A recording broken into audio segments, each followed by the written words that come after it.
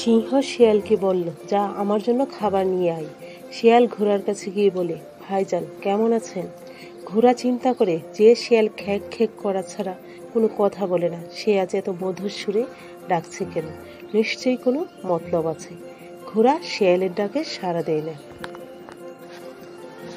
শিয়াল আবার ময়ূরীর কাছে গিয়ে বলে, আপুমনি কেমন আছো? দেখতে খুবই মিষ্টি লাগছে। ময়ূরীও বুঝতে পারে শিয়ালের মুখে মিষ্টি বচন, নিশ্চয়ই লক্ষণ ভালো না। সেও সাড়া দেয় না। শিয়াল এবার গাধার কাছে গিয়ে বলে, বাহ, তোমাকে খুবই হ্যান্ডসাম মনে হচ্ছে। এরকম হ্যান্ডসাম একটা প্রাণী খেটে খেটে জীবনটা নষ্ট করে দিল। তোমাকে আর কষ্ট করতে হবে না। রাজার বয়স হয়ে গেছে, তিনি অবসরে যাবেন আর তোমাকে রাজা বানাবেন। গাধা খুবই খুশি হয়, শিয়ালের সাথে সিংহাসনে আসে। সিংহের কাছে আসা মাত্রই সিংহের এক থাবায় গাধা তার কান দুটো হারায়, কিন্তু কোনো রকমে পালিয়ে বাঁচে।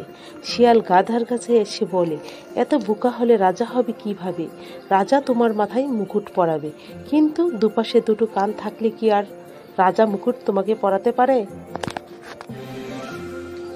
কিছু বুঝো না অবুঝ প্রাণী, তাই তো তোমার কান দুটো তুলে নেওয়া হয়েছে। চলো চলো, আমার সাথে চলো, দেরি হলে অন্য কেউ রাজা হয়ে যাবে। গাধা আবার সিংহের কাছে আসে। এবার সিংহের আরেক থাবায় তার লেজখানা খসে পড়ে। গাধা এবারও কোনো রকমে পালিয়ে বাঁচে। শিয়াল যথারীতি গাধার কাছে এসে বলে, আবারও তুমি ভুল করলে। লেজ থাকলে রাজা সিংহাসনে বসবে কিভাবে? তাই তো তোমার লেজটা খসানো হয়েছে। গাধা আবারও সিংহাসনে আসে।